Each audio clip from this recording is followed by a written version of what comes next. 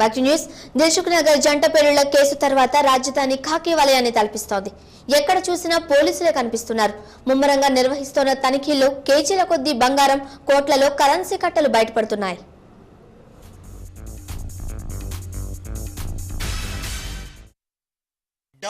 డబ్బు లక్షల్లో కరెన్సీ కట్టలు, క్యారీ బ్యాగుల్లో కనక మహాలక్ష్మి. మహానగరంలో డబ్బు. పోలీసులకు చేతి నిండా పని దొరికింది. లెక్కేసి వేళ్లు నొప్పిలేస్తున్నాయట. తనిఖీల్లో దొరికిన కరెన్సీ కట్టలను లెక్క పెట్టలేక ఖాకీలు పరేషాన్ అవుతున్నారు. అసలే మార్చి ఏప్రిల్ మాసం.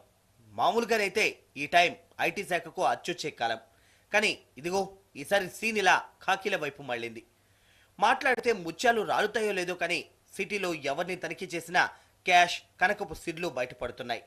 దిల్సుఖ్ నగర్ బాంబు పేలుళ్ల తర్వాత సిటీలో పోలీస్ చెక్కింగ్లను కట్టుదిట్టం చేయడంతో ఇలాంటి చిత్రాలు కోకొల్లలుగా వెలుగు చూస్తున్నాయి. Dilsukh Nagar foot over bridge దగ్గర తనిఖీలు నిర్వహిస్తుండగా జితేందర్, శైలేష్, రోమ్ కుమార్ అనే ముగ్గురు వ్యక్తులు ఖాకీల కంటపడ్డారు. అనుమానాస్పదంగా అనిపించడంతో ఆ ముగ్గురిని అదుపులోకి తీసుకుని సోదా చేస్తే వాళ్ళ దగ్గర 13 కేజీల బంగారం బయటపడింది. లెక్క పత్రాలు ఏవంటే నీళ్లు నమిలారా ముగ్గురు. స్వాధీనం చేసుకున్న గోల్డ్ను ఐటీ శాఖకు అప్పగించిన పోలీసులు ఆ ముగ్గురిపై కేసు నమోదు చేశారు. అబిడ్స్ దగ్గర తనిఖీలు నిర్వహిస్తున్న పోలీసులకు ఓ వ్యక్తి 1/2 కేజీ బంగారంతో అడ్డంగా బుక్ అయ్యాడు. West zone DCP Sudheer Babu ఆధ్వర్యంలో పురాణాపూర్లో తనిఖీలు చేపట్టిన పోలీసులు ఓ వ్యక్తి నుంచి 17 లక్షలు, మరొకతని దగ్గర నుంచి 5 కేజీల వెండిని స్వాధీనం చేసుకున్నారు. పట్టుబడిన సొమ్ముకు లెక్క చెప్పకపోవడంతో వారిపై కేసులు నమోదు చేశారు. జూబ్లీ బస్ స్టేషన్ దగ్గర నిర్వహించిన తనిఖీల్లో ఓ వ్యక్తి దగ్గర 14 లక్షల క్యాష్, పంజాగుట్టలోని ఓ వ్యక్తి దగ్గర 20 లక్షల క్యాష్ను స్వాధీనం చేసుకున్నారు పోలీసులు. అలాగే బేగం బజార్, రాంగోపాల్పేట, మారేడుపల్లి పోలీస్ స్టేషన్ల పరిధిలో కూడా జరిగిన తనిఖీల్లో పెద్ద మొత్తంలో నగలు బయటపడ్డాయి.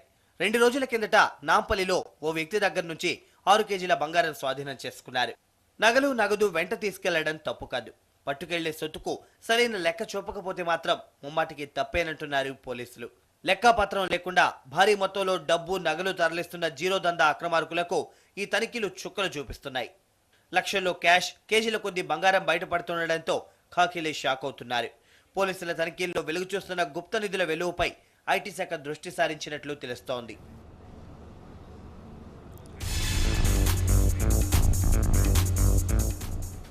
ఆ గ్రామానికి లారీ ట్యూబ్లు, బస్సు ట్యూబ్లే జీవనాధారం.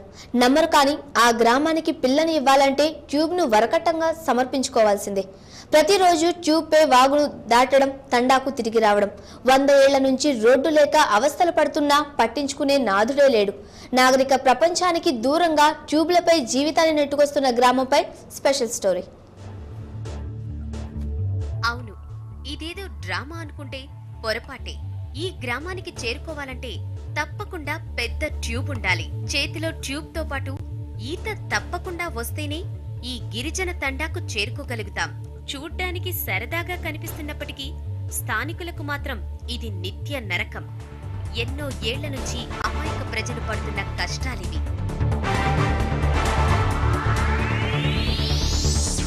ఇంతకీ ఈ గ్రామం ఎక్కడ ఉందో తెలుసా? గిరిజనుల బతుకు పోరాటాన్ని ప్రత్యక్షంగా చూడాలంటే వరంగల్ జిల్లా చెన్నారావుపేట మండలం మంగలితండా గ్రామానికి వెళ్లాలి. అధికారులకు, ప్రజా ప్రతినిధుల కళ్లకు కనిపించని మారుమూల పల్లె ఇది. కనీసం రోడ్డు సౌకర్యం లేని గ్రామాన్ని ట్యూబ్ సాయంతోనే సందర్శించింది. మంగలితండా గ్రామం ఇప్పటిది కాదు. 100 ఏళ్ల చరిత్ర ఉన్న ఈ గ్రామానికి కనీస సౌకర్యాలు లేవు. మంగలితండాకు 3 దిక్కులా వాగు ప్రవహిస్తూ ఉంటుంది. మరోవైపు పంట పొలాలుంటాయి. ఈ తండా నుంచి అడుగు బయట పెట్టాలంటే ఖచ్చితంగా వాగు దాటాల్సిందే. వాగు దాటాలంటే చేతిలో ట్యూబ్ ఉండాల్సిందే. ప్రతి ఇంట్లో పెద్ద ట్యూబ్ విధిగా ఉంటుంది.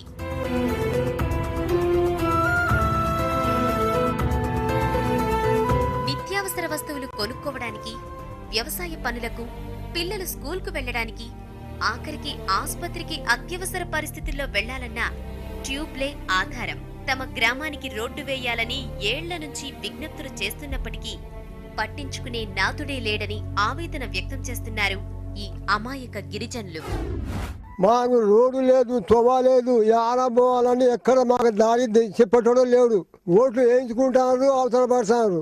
మాకు అసలే తొవ దగ్గర బియ్యాన్ని పోదామంటే ఇది అలా ఈ మూటలు పడతాయి, ఆ ఎండ పెట్టుకుంటే ఆ బువ్వ వండరాదు, ఆ బువ్వ ఉడకది. అంటే ఆగాల అన్నాం సార్ మేము. మాకు ఎంత పరిస్థితి బాగా పరిస్థితి ఉన్నది, ఇంత మాత్రం దయచేయండి మాకు. ఇటు మా పిల్లలు సూరిపల్లి బళ్ళకి పోదామంటే మన మధ్యన వాగు ఉంది. ఈ వాగులోకి వెళ్ళి ఇద్దరు ఆరుగురు ఏడుగురు మనుషులు చచ్చిపోయినారు. ఇదివరకు బియ్యానికి కూటికి లేకపోతే బియ్యానికి పోతా ఉంటే బియ్యం ఆ టీపు మీద పోయి వస్తూ ఉంటే ఆ టీపు బొర్లి ఆ బియ్యం మూటలు కూడా లోపటే పోయింది. మాకు మనుషులు దాటడానికి కూడా కొద్దిగా అవకాశము చేయగలుగుతారేమో అని మేము కోరుకుంటున్నాం. ప్రజాప్రతినిధులకు ఈ గ్రామం ఓట్లేసే యంత్రంలాగా మాత్రమే కనపడుతోంది. అధికారులు వీళ్లను మనుషులుగా గుర్తించడం లేదు.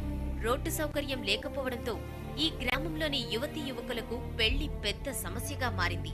ఇక్కడికి పిల్లను ఇవ్వడానికి, ఇక్కడి పిల్లను చేసుకోవడానికి ఎవరూ ముందుకు రావడం లేదని లబోదిబోమంటున్నారు స్థానికులు.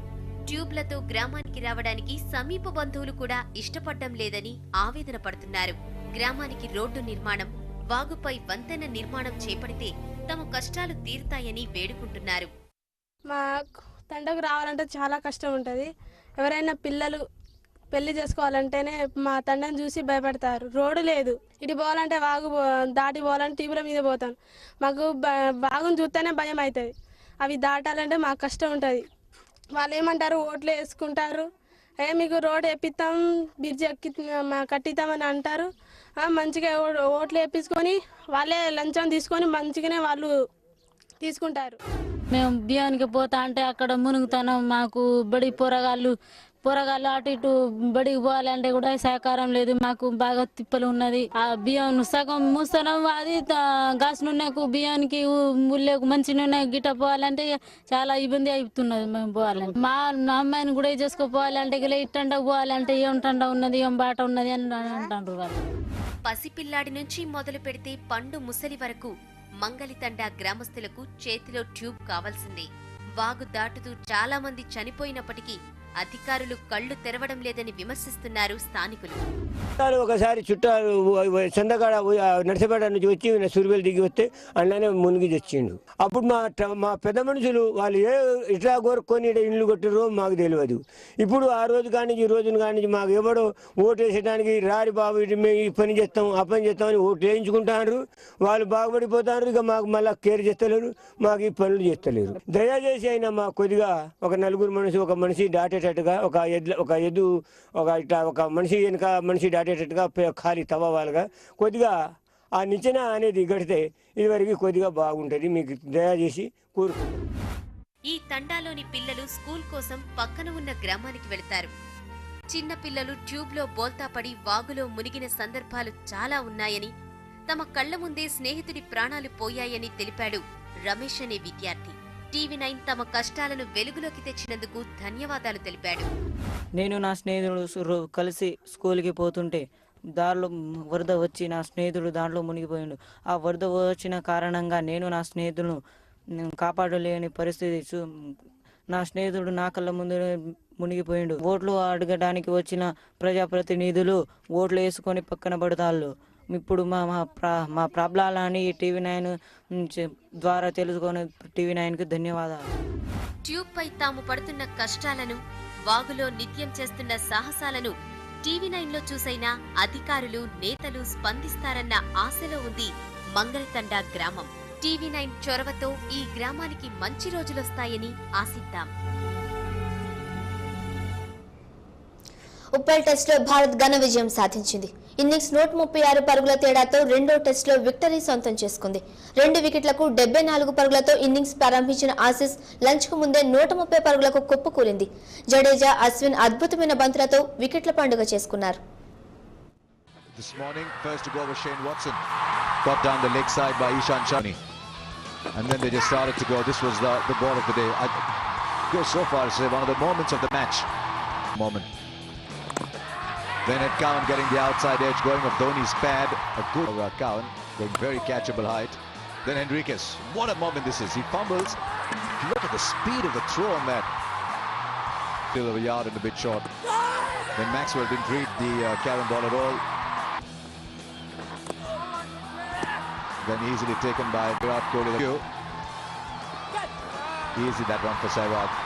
That is like fielding. And the last man out was Pattinson. You might have thought it's heading down leg side. ఇవి 1:30 న్యూస్ బులెటిన్ విశేషాలు. నెక్స్ట్ 8:30 న్యూస్ బులెటిన్ లో మళ్ళీ కలుద్దాం. చూస్తూనే ఉండండి TV1.